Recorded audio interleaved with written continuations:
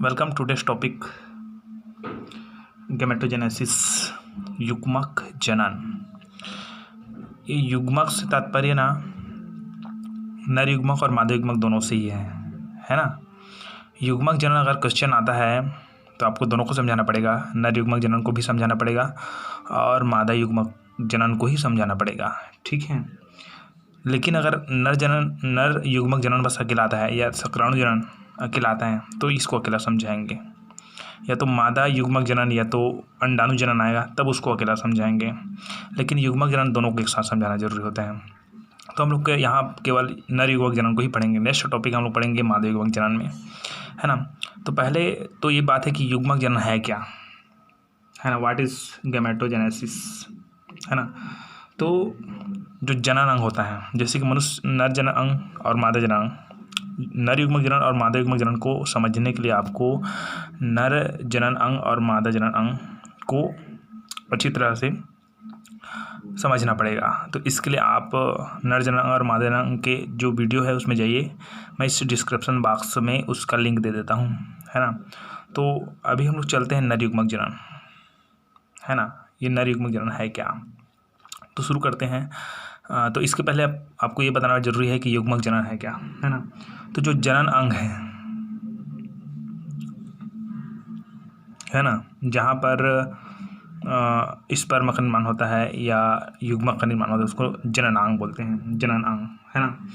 तो जननांगों में युग्मकों के बनने की प्रक्रिया, जननांगों में किसकी, युग्मकों के बनने की प्रक्रिया को युग्मक जनन कहते हैं, गैमेटोजेनेसिस कहते हैं, ठीक। ये दोनों के लिए है ना, नर युग्मक जनन के लिए भी है, मादा युग्मक जनन के लिए ही है, ठीक है। तो जनन अंगों में युग्मकों के निर्माण की प्रक्रिया को ही या युग्मकों के बनने की क्रिया को ही युग्मक जनन कहते हैं, ठीक है। नर युग्मक, पहले बात करते हैं नर युग्मक। नर युग्मक अर्थात शुक्राणु वो बनता है वृषण में, तथा मादा युग्मक अर्थात अंडाणु वो बनता है अंडाशय में, है ना। तो ये नॉर्मल जो नर युग्मक के जनन को बोलते हैं हम लोग नर युग्मक जनन, और मादा युग्मक जनन को बोलते हैं मादा युग्मक जनन, ठीक है, ओके। तो ये युग्मक जनन हो गया। नर युग्मक जनन को शुक्राणु जनन भी कहते हैं, मादा युग्मक जनन को अंडाणु जनन कहते हैं, है ना। तो हमारा मेन टॉपिक शुरू होता है नर युग्मक जनन, है ना। तो ये जो नर युग्मक जनन की प्रक्रिया है एक्चुअली में जो कहाँ से शुरू होता है ना, उसको देखते हैं ना। तो पहले तो नॉर्मल आपको डिटेल बनाना है कि नर युग्मक जनन है क्या, है ना। तो वृषण में मैंने बताया था अभी, वृषण में कौन बनता है, नर युग्मक बनता है। तो वृषण में नर युग्मक अर्थात शुक्राणु के बनने की क्रिया को ही शुक्राणु जनन कहते हैं, या शुक्राणु जनन कहलाती है, नर युग्मक जनन कहते हैं, ठीक है। शुक्राणु जनन क्या है बोलेंगे तो वृषण में नर युग्मक के बनने की क्रिया ही शुक्राणु जनन कहलाती है। शुक्राणु जनन की प्रक्रिया है वो 11 से 13 वर्ष में प्रारंभ हो जाती है ना। ये नॉर्मल लिखने का नहीं लिखेंगे तो भी चलेगा। नर के वृषण की शुक्राणु जनन नलिकाओं में, यहाँ मेन पॉइंट यहाँ शुरू होता है कि नर के वृषण के शुक्राणु जनन नलिकाओं में सेमिनिफेरल टिब्यूल्स बोलते हैं उसको, ठीक है। तो नर के वृषण के शुक्राणु जनन नलिकाओं में शुक्राणु जनन की क्रिया प्रारंभ होती है, ठीक है। जैसे कि मनुष्य में हम लोग नर जनन पढ़ेंगे तो वहाँ पर रहेंगे टेस्टिस वृषण, ठीक है, 2 वृषण होती है ना। तो नर के वृषण की शुक्राणु जनन नलिका, ये वृषण के अंदर शुक्राणु जनन नलिका होती है, सेमिनिफेरल टिब्यूल्स बोलते हैं उसको। तो नर के वृषण की शुक्राणु जनन नलिकाओं में शुक्राणु जनन की क्रिया प्रारंभ होती है।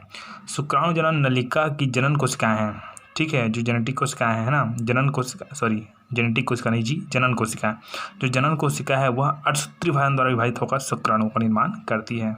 अब यहीं पर जो सेमिनिफेरल टिब्यूल्स होती है ना, मतलब शुक्र जनन नलिका होती है, उस शुक्र जनन नलिका के जो जनन कोशिकाएं हैं, है ना, वो जनन कोशिकाएं हैं वही अठसूत्री विभाजन, पहले तो समसूत्री होती है आगे बताऊंगा मैं, लेकिन लास्टतः अंततः वो अठसूत्री विभाजन की क्रिया द्वारा शुक्राणु को क्या करती है, निर्माण करती है। तो इतना ही बस लिखना कि नर के वृषण की शुक्राणु जनन नलिकाओं में शुक्राणु जनन की क्रिया प्रारंभ होती है।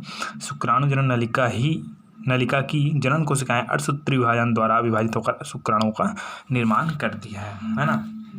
अब आता है शुक्राणु जनन की प्रक्रिया किस तरह से इसकी प्रक्रिया है ना। तो शुक्राणुजनन की प्रक्रिया किस तरह से होती है, इसके लिए आपको क्लियरिटी ये समझना पड़ेगा कि मान लो जाए मनुष्य है ना, उस मनुष्य की जो एक कोशिका होती है ना, उसमें 23 जोड़े गुणसूत्र होते हैं। कितने जोड़े गुणसूत्र होते हैं? 23, अर्थात कुल कितने होते हैं? 46। यहाँ पर 46 लिख दिया हमने, ठीक है। तो सबसे पहले हम क्या होता है कि पहला नंबर का पॉइंट आता है यहाँ ए मान लेता है इसको, ठीक है, क्योंकि 2 पॉइंट मिल पाए। शुक्राणुजनन की प्रक्रिया, यहाँ पर क्या लिखे हैं? शुक्राणुजनन की प्रक्रिया, है ना। तो शुक्राणुजनन की प्रक्रिया जो मुख्य रूप से 2 चरणों में पूर्ण होती है, इसको लिखने की जरूरत नहीं है, मुख्य रूप से 2 चरणों में पूर्ण होती है। पहला चरण है प्राथमिक जनन कोशिकाओं से स्पर्मेटिड का निर्माण। किसका निर्माण? स्पर्मेटिड का निर्माण। देखिए स्पर्मेटिड का सबसे पहले निर्माण होता है, ठीक है। चित्र में आपको बता देता हूँ, है ना, लाइन से कि किस तरह से होते जाएगा, चित्र के साथ चलते जाएंगे, ठीक है। तो ये पहला पॉइंट है आपका। दूसरा पॉइंट और आएगा, ये पहला पॉइंट में थोड़ा डिटेल कर देंगे हम लोग, यहाँ से लेकर यहाँ तक क्या कर देंगे कि सबसे पहले जो प्राथमिक जनन कोशिकाएं हैं, यहाँ पर जो प्राथमिक जनन कोशिकाएं हैं ना, तो प्राथमिक जनन कोशिकाएं अर्धसूत्री भाजन द्वारा अगुणित कोशिकाएं बनाती है, जिसे क्या कहते हैं? स्पर्मेटिड कहते हैं। पहले हम लोग को ये बताना है कि स्पर्मेटिड का निर्माण होता है, उसके बाद हम लोग पूरा क्रिया बताएंगे कि किस तरह से स्पर्मेटिड का निर्माण। पहले नॉर्मल 2 लाइन बता दिए कि सबसे पहले प्राथमिक जनन कोशिकाएं हैं वो अर्धसूत्री विभाजन द्वारा अगुणित कोशिकाएं बनाती है, जिसे स्पर्मेटिड कहते हैं, ठीक है। अब इसकी अवस्थाएं, तो किस तरह से इसकी अवस्थाएं, तो पहले देखिए, पहला आता है गुणन प्रवस्था। कौन सी प्रवस्था आती है?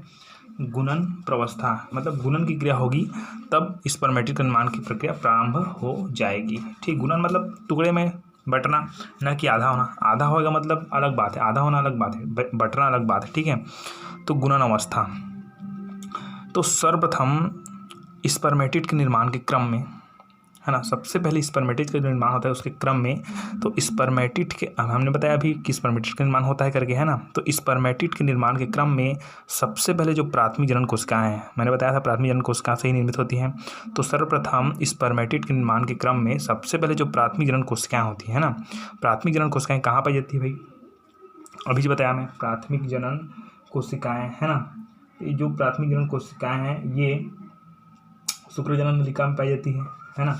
तो सर्वप्रथम स्पर्मेटिड के निर्माण के क्रम में सबसे पहले प्राथमिक जनन कोशिकाएं क्रमिक रूप से समसूत्री विभाजन द्वारा, अभी अर्धसूत्री नहीं बोल रहा हूं मैं, याद रखना, समसूत्री विभाजन द्वारा कुछ कोशिकाओं का निर्माण करती है, जिससे स्पर्मेटोगोनिया कहते हैं, ठीक है। हम लोग क्या बोलते हैं? स्पर्मेटोगोनिया कहते हैं। तो अभी यहाँ पर चित्र में नहीं बताया जा रहा है, ठीक है, ये जो पॉइंट है उसको स्पर्मेटोगोनिया कहते हैं, ये जो नाम याद रखना आप, स्पर्मेटोगोनिया, है ना। दूसरा पॉइंट है वृद्धि प्रवस्था। वृद्धि कैसे होती है उसको देखिए। स्पर्मेटोगोनिया के निर्माण के पश्चात, यहाँ पर क्या लिख दिया? निर्माण के पश्चात स्पर्मेटोगोनिया, तो यहाँ पर स्पर्मेटोगोनिया और लिख सकते हैं।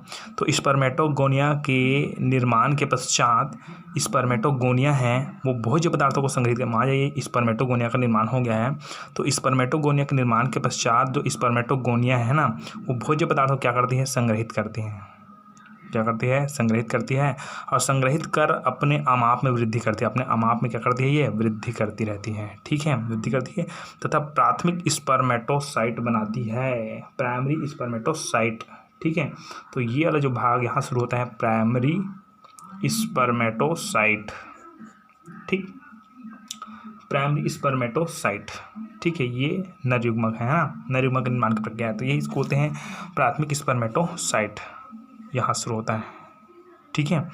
अब ये तो गुणन प्रवस्था हो गया, वृद्धि प्रवस्था हो गया, अब आता है परिपक्वन प्रवस्था। चलिए, तो तीसरा हमारा पॉइंट आता है परिपक्वन प्रवस्था। परिपक्वन मतलब वृद्धि होना, जैसे प्राथमिक स्पर्मेटोसाइट बन गया ना यहाँ पर, ठीक है, तो प्राथमिक स्पर्मेटोसाइट बन गया तो वो परिपक्व होगा। तो आगे देखिए कि प्राथमिक स्पर्मेटोसाइट पहली बार प्रथम अर्धसूत्री विभाजन द्वारा, ठीक है, यहाँ पीछे जाएंगे तो यहाँ पर इसका नाम है क्या है? Primary spermatocyte. जो प्राइमरी स्पर्मेटोसाइट है, ये जो प्राइमरी स्पर्मेटोसाइट है, ये मायोसिस फर्स्ट, मतलब अर्धसूत्री विभाजन फर्स्ट, ठीक है। तो प्राथमिक स्पर्मेटोसाइट पहली बार प्रथम अर्धसूत्री विभाजन द्वारा विभाजित होता है। प्रथम अर्धसूत्री विभाजन द्वारा क्या होती है? विभाजित होता है। अर्धसूत्री विभाजन में गुणसूत्रों की संख्या क्या हो जाती है, आधी, हम लोग जानते हैं। ठीक है, तो यहाँ पर लिखा हूँ फर्स्ट मायोटिक डिवीजन, यहाँ पर लिखना आप चित्र में। ठीक है, तो यहाँ क्लियर हो गया। तो ये दो भागों में बढ़ती है, ये तो देखो 23 और 23, क्योंकि ये अर्धसूत्री विभाजन है ना। क्या है, अर्धसूत्री विभाजन है ना। अब आप लोग ये मत करना क्लियर कि ये 23 आने के बाद फिर अर्धसूत्री विभाजन सेकंड के बारे में बात करूंगा ना मैं, तो आप 23 को फिर आधा नहीं बढ़ता है ये। ठीक है, यहाँ पर गुणसूत्रों की संख्या बस आधी होती है, उसका 23 के बाद और आधा नहीं होता ये। ठीक है, तो यहाँ पर देखिए परिपक्व अवस्था, प्राथमिक स्पर्मेटोसाइट पहली बार प्रथम अर्धसूत्री विभाजन द्वारा विभाजित होती है ना, विभाजित हो गई, यहाँ पर विभाजित होती है। इसके फलस्वरूप दो अगुणित कोशिकाएं बनती हैं। ये 23 और 23 वाला बना है ना, तो दो अगुणित कोशिकाएं बनती हैं जिसे द्वितीयक स्पर्मेटोसाइट कहते हैं। ठीक है, जिसको हम लोग क्या बोलते हैं, द्वितीयक स्पर्मेटोसाइट। तो हम लोग इसको क्या बोलेंगे, सेकेंडरी स्पर्मेटोसाइट। ठीक है, इसको क्या बोले हम लोग, प्राइमरी स्पर्मेटोसाइट, इसको हम बोलेंगे सेकेंडरी स्पर्मेटोसाइट। ठीक है, सेकेंडरी स्पर्मेटोसाइट कहेंगे। तो प्राथमिक स्पर्मेटोसाइट पहली बार प्रथम अर्धसूत्री विभाजन द्वारा विभाजित होती है, जिसके फलस्वरूप दो अगुणित कोशिकाएं बनती है जिसे द्वितीयक स्पर्मेटोसाइट कहते हैं। ये तो हो गया, ये द्वितीयक स्पर्मेटोसाइट अब अर्धसूत्री सेकंड का अवस्था में प्रवेश करती है। यहाँ पर देखिए अर्धसूत्री विभाजन सेकेंड, ये सेकंड स्पर्मेटोसाइट है ना, ये वाला भाग, ये सेकंड स्पर्मेटोसाइट, ये क्या करती है, अर्धसूत्री विभाजन सेकेंड। ठीक है, मतलब ये द्वितीयक स्पर्मेटोसाइट है, वो अर्धसूत्री विभाजन फर्स्ट हो गई, अब अर्धसूत्री विभाजन सेकंड की अवस्था में प्रवेश करती है तथा स्पर्मेटिड अर्थात पूर्व शुक्राणु का निर्माण करती है। मतलब यही यहाँ देखिए, ये अर्धसूत्री विभाजन सेकंड में प्रवेश करती है और क्या करती है, ये जो चार दिख रहा है ये स्पर्मेटिड है। क्या है, स्पर्मेटिड का क्या करती है, निर्माण करती है। ठीक है, हमारा पहला पॉइंट यही था ना, क्या था हमारा पहला पॉइंट, कि प्राथमिक जनन कोशिका से स्पर्मेटिड का निर्माण हो गई है। ठीक है, यहाँ से ये क्लियर कर लीजिएगा, है ना, स्पर्मेटिड का निर्माण। ठीक है, अब स्पर्मेटिड का निर्माण हो गया है। अब स्पर्मेटिड का निर्माण वो पहला पॉइंट था। अभी हमारा दूसरा जो पॉइंट है, दूसरा नंबर का पॉइंट है, वो है स्पर्मेटिड का स्पर्म में रूपांतरण। स्पर्म मतलब क्या है, यही तो नर युग्मक है। ठीक है, मतलब हमारा मेन पॉइंट कौन था, नर युग्मक जनन, और उसके ऊपर और कौन था, युग्मक जनन, है ना। तो युग्मक जनन के अंतर्गत आया नर युग्मक जनन। तो नर युग्मक में पहला पॉइंट आया क्या, प्राथमिक जनन कोशिका से स्पर्मेटिड का निर्माण, और दूसरा पॉइंट आया है स्पर्मेटिड का स्पर्म में कायांतरण या रूपांतरण। ठीक है, तो देखिए एकदम सिंपल ये भी है ना, तो स्पर्मेटिड का स्पर्म में रूपांतरण को, जो स्पर्मेटिड बन गया था ना, ऐसे चार बना था ना। ठीक है, 23 वाले, ये गोल अवस्था में था। ठीक है, गोल था ना ये। तो स्पर्मेटिड का स्पर्म में रूपांतरण को शुक्राणु रूपांतरण कहते हैं। ठीक है, स्पर्मेटिड के स्पर्म रूपांतरण को क्या बोलेंगे, बोलते हैं शुक्राणु रूपांतरण, या तो स्पर्मेजेनेसिस कहते हैं। ठीक है, स्पर्मेजेनेसिस भी कहते हैं। और स्पर्मेजेनेसिस के बाद एक और पॉइंट आती है स्पर्मेटोलियोसिस। स्पर्मेटोजेनेसिस भी कहते हैं, स्पर्मेटोलियोसिस भी कहते हैं, है ना। तो स्पर्मेटिड के स्पर्म रूपांतरण को शुक्राणु रूपांतरण या स्पर्मेटोजेनेसिस या तो स्पर्मेटोलियोसिस कहते हैं। इस अवस्था में जो गोलाकार स्पर्मेटिड है, ये जो गोलाकार स्पर्मेटिड अभी चित्र में दिखाया था पीछे में, तो गोलाकार स्पर्मेटिड है, अपने लंबाई में बढ़ता है। अपनी लंबाई में क्या होता है, बढ़ता है, मतलब ये ऐसा होने लग जाता है, ये गोल है वो ऐसा होने लग जाता है, अंडाकार थोड़ा थोड़ा।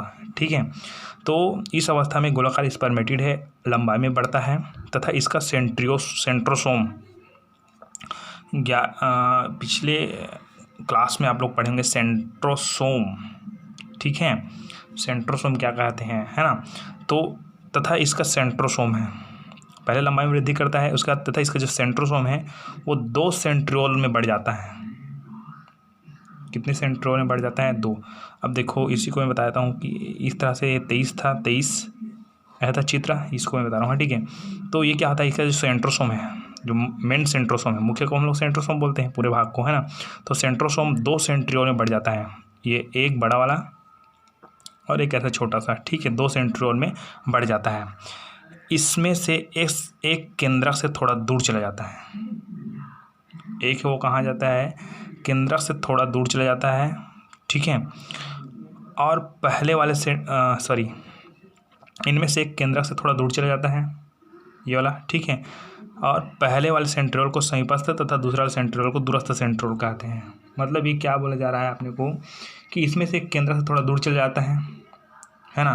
अब दूर चला गया, ये केंद्रक से थोड़ा सा दूर चला गया, ये वाला, ये पूरा कंप्लीट है तो 2 भागों में बटा ये में आ जाए, ठीक है। 2 सेंट्रियोल में एक बड़ा वाला एक छोटा वाला, तो ये वाला केंद्रक से दूर चला गया, ठीक है। मेन बीच से दूर चला गया, अधिकतर केंद्र कहाँ होता है, बीच होता है, बीच से थोड़ा दूर चला गया, मान लीजिए ये 2 भागों में बढ़ता तो ये इधर चला गया, ठीक है। तो 2 सेंट्रियोल में बढ़ जाता है ना। इसमें से एक केंद्र से थोड़ा दूर चला जाता है, पहले वाले सेंट्रियोल्स को समीपस्थ तथा दूसरे वाले सेंट्रियोल को दूरस्थ कहते हैं, ठीक है। ये दूसरा वाले को दूरस्थ, पहले वाले को समीपस्थ, दूसरे वाले को दूरस्थ सेंट्रियोल कहते हैं, ठीक है। दूरस्थ सेंट्रियोल से शुक्राणुओं में कशाभिका के विकास के लिए अक्षी तंतु निकलते हैं। इसमें से क्या निकलते हैं, अक्षी तंतु निकलते हैं।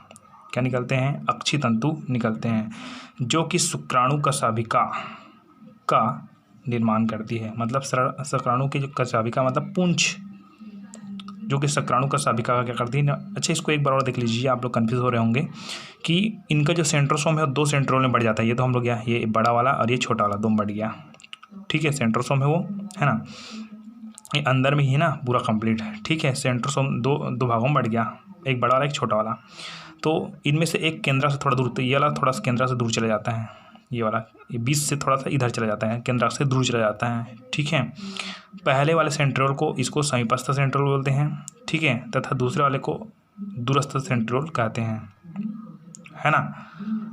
अब दूरस्थ सेंट्रियोल से शुक्राणुओं में, जो शुक्राणु है, शुक्राणु में कशाभिका के विकास के लिए अक्षी तंतु बनती है। इसमें क्या बनते हैं, अक्षी तंतु बनते हैं, और जो कि शुक्राणु का कशाभिका अर्थात पूंछ का निर्माण करती है, पूंछ का क्या करती है, निर्माण करती है, ठीक है। अब आगे चलते हैं। स्पर्मेटिड के सभी माइटोकॉन्ड्रिया, अब सेंट्रियोसोम का काम पॉइंट खत्म। अब यहाँ पर माइटोकॉन्ड्रिया, अच्छा आप लोग ये समझ रहे हो कि ये सेंट्रोसोम कहाँ से आ रहा है, माइटोकॉन्ड्रिया। अरे भाई, ये जो हम लोग स्पर्मेटिड पढ़े, ये कोशिका है, और उस कोशिका में सेंट्रोसोम, माइटोकॉन्ड्रिया आदि सब रहती है, ठीक है, वही है ना। तो यहाँ शुरू करते हैं कि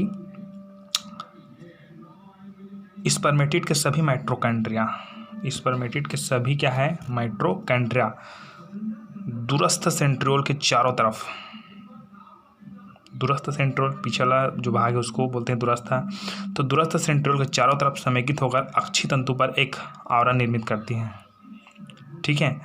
अक्षी तंतु ऐसे एक आवरण निर्मित करती है, ये छोटा वाला, ये बड़ा वाला, इसके चारों ओर एक आवरण निर्मित करती है ना, जो कि शुक्राणुओं को आवश्यकता अनुसार ऊर्जा प्रदान करने का कार्य करता है। अच्छा, आम सामने की तरफ, नीचे पीछे की तरफ, ठीक है, क्योंकि ये दूरस्थ बोल रहे हैं यहाँ पर, दूरस्थ सेंट्रियोल, ठीक है। तो जो कि शुक्राणुओं को आवश्यकता अनुसार ऊर्जा प्रदान करने का कार्य करता है।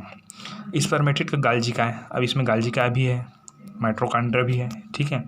तो स्पर्मेटिड का गाल्जिका से केंद्रक के अग्रभाग पर, ये जो केंद्रक है उसके, ये पूरा केंद्रक बीच में केंद्रक के अग्रभाग, ये वाला अग्रभाग, केंद्रक के अग्रभाग पर एक टोप जैसी रचना निर्मित होती है। टोप जैसी रचना क्या होती है, निर्मित होती है, जिसे एक्रोसोम कहते हैं। इसको हम लोग बोलते हैं एक्रोसोम कहते हैं, ठीक है।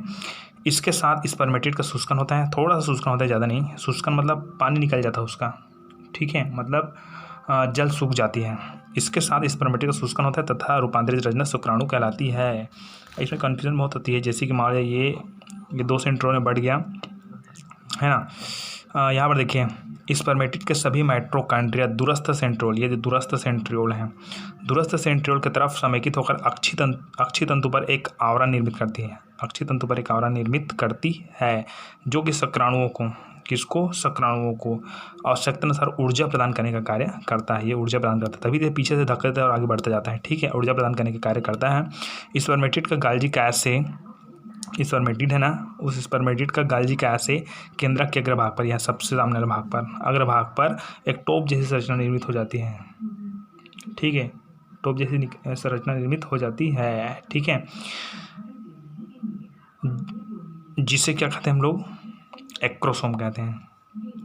मतलब ये, इसको हम केंद्रक मानेंगे ना, बीच को, इसको मानेंगे केंद्रक, लेकिन अभी मतलब यहाँ बीच को मानेंगे इसको, ठीक है, पूरा केंद्रक है। तो यहाँ से थोड़ा सा संरचना टाइप से निर्मित बनती है, इसको बोलते हैं एक्रोसोम। क्या बोलते हैं? एक्रोसोम, ठीक है। और यहाँ पर बनती है इसको अक्सर यहाँ पर बनते हैं अक्षीय तंतु पर एक आवरण निर्मित होती है, यहाँ पर आवरण निर्मित होती है, ठीक है। और ये कम्प्लीटली ऐसा बनता है तब ये कहलाता है शुक्राणु। इस प्रकार शुक्राणु का क्या होता है? निर्माण होता है। इसको रिपीट करके देखें तब समझ आएगा, ठीक है।